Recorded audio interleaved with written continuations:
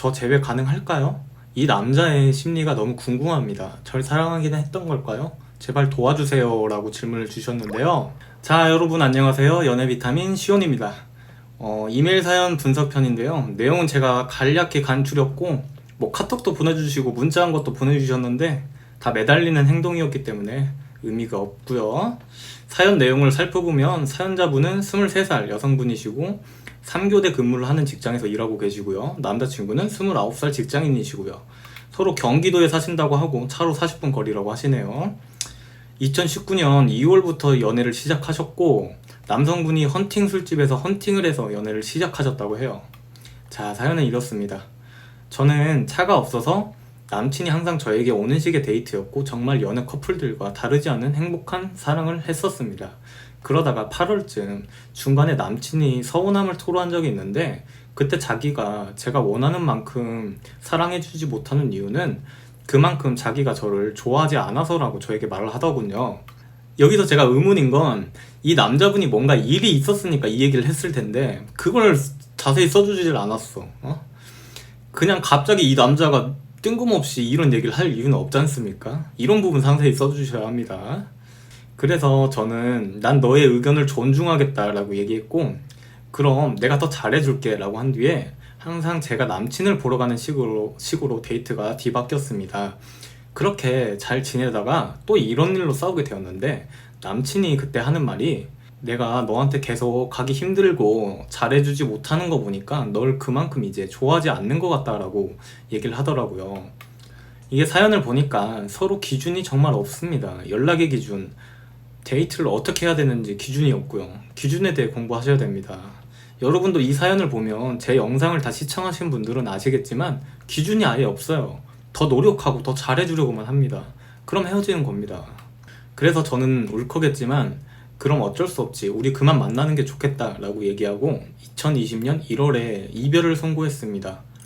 보면 전혀 상황적으로는 해석을 안 하고 마음적으로만 서로 해석을 하고 계시죠. 하지만 남친은 2주 만에 다시 연락이 와서 우리 그냥 다시 잘 만나보자. 내가 했던 말 그냥 없던 말로 해줘. 너 없으니까 정말 안 되겠다라고 했고 다시 연애를 시작했습니다. 우리가 헤어진 지 얼마 안 돼서 다시 연락이 왔을 때 받아주면 어떻게 되는지를 보여줄 겁니다. 남자분도 굉장히 미성숙하시죠. 하지만 점점 서로 연락 횟수가 줄어들게 되었고 만남의 횟수도 줄어들게 되더라고요. 제가 전 영상에서도 말씀드렸다시피 서로 감정으로만 만났기 때문에 신뢰감이 들지 않는 겁니다.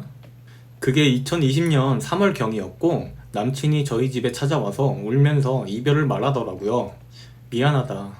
내가 정말 나쁜 사람이다 라고 얘기를 하고 가길래 너무 마음이 찢어져서 제가 미친듯이 붙잡았는데 붙잡히질 않더라고요. 그렇게 우린 헤어졌고 2020년 5월경에 제가 다시 연락을 했는데 여기서 카톡을 보내주셨는데 장문의 카톡 문자는 제가 매달리는 행위라고 말씀드렸어요. 의미 없는 카톡이었기에 보여드리진 않겠습니다. 남친에게 그래서 차단을 당했고 2020년 7월쯤 전화로 연락을 해봤는데 남친은 전화를 받았고 무슨 일이냐고 해서 그냥 잘 사는지 궁금해서 전화를 했다고 했고 이런저런 얘기를 하다가 카톡 차단이 풀렸길래 서로 다시 카톡으로 다시 연락을 했고 만남을 가지다가 제가 이번엔 붙잡아서 연애를 다시 시작했어요. 여기에서 보면 여러분도 알 수 있다시피 시간이 어느 정도 지나면요 연락을 다 받습니다. 5월에는 차단을 했다가 7월엔 전화를 받고 다시 차단을 푸는 행동을 하죠. 이 부분에 대해서 이제 조금 더 상세히 써주시면 좋았을 건데 그러질 않으셔가지고 다 중요한 걸 다 빼먹으셨어요.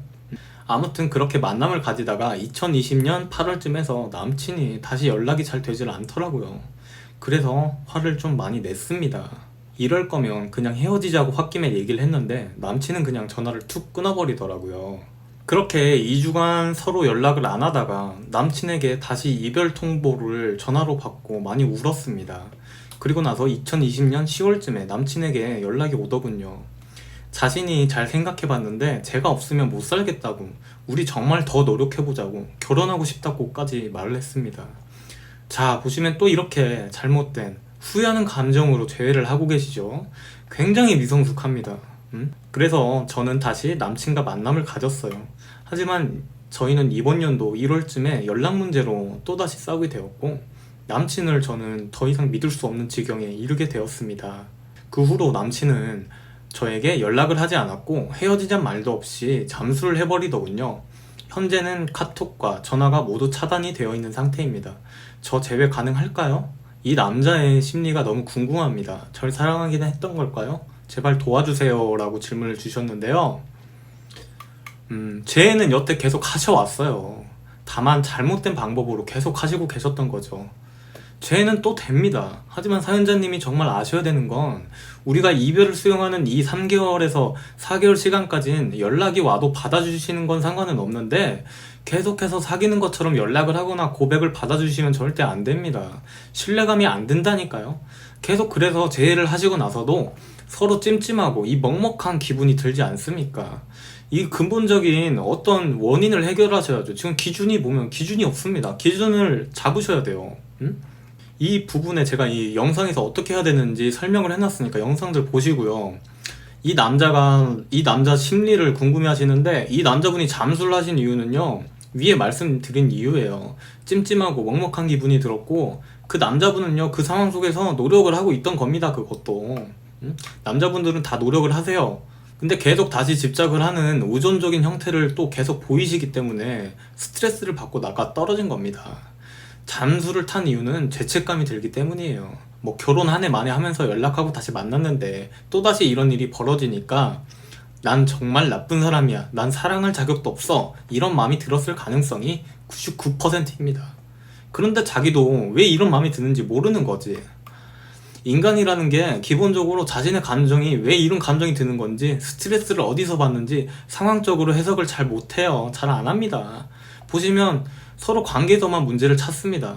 일단 보시면 2개월의 시간이 지금 다시 지났죠. 기다림의 시간이. 그럼 이번 연도 4월 말쯤에 제가 올린 영상들로 공부를 해보시고 재접근을 해보세요.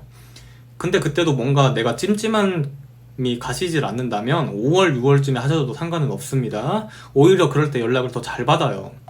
차단도요, 아마 남자분이 차단을 풀었다 했다 이런 행동들을 반복하실 가능성이 크고요. 연락이 되지 않는다면 남자분께 개인적으로 뭔가 상황적인 문제가 아닌 한 차단은 풀릴 겁니다. 여러분도 여기서 알 수 있는 건요, 이 깨진 감정으로 재회를 했을 때 어떤 일이 일어나는지 이렇게 알 수 있습니다. 이 찜찜하고 먹먹한 기분이 가시질 않습니다. 헤어지는 거 말곤 답이 없는 거죠. 그리고 여러분은 항상 연락 안 받을까봐 두려워하시는데 시간 지나면 연락하면 정말 잘 받습니다. 대부분 상황에 문제가 있지만 다 받는다는 겁니다. 근데 재접근의 태도가 어떠느냐가 항상 제가 중요하다고 말씀드렸어요. 자, 이렇게 사연 분석 해드렸고요. 사연자분 힘내시고요. 이미 이 남자분과 죄는 상황적으로 문제가 있지 않는 한 어렵지 않아 보이니까 멘탈 관리부터 하시길 바랍니다. 재회 항상 하셨는데요, 뭐. 재회를 제대로 하시는 방법만 깨닫고 기준만 잡으시면 됩니다. 기준에 대해서 공부하시길 바래요. 모르면 질문 주시고요. 자, 이상 연애비타민 시온이었고요. 감사합니다.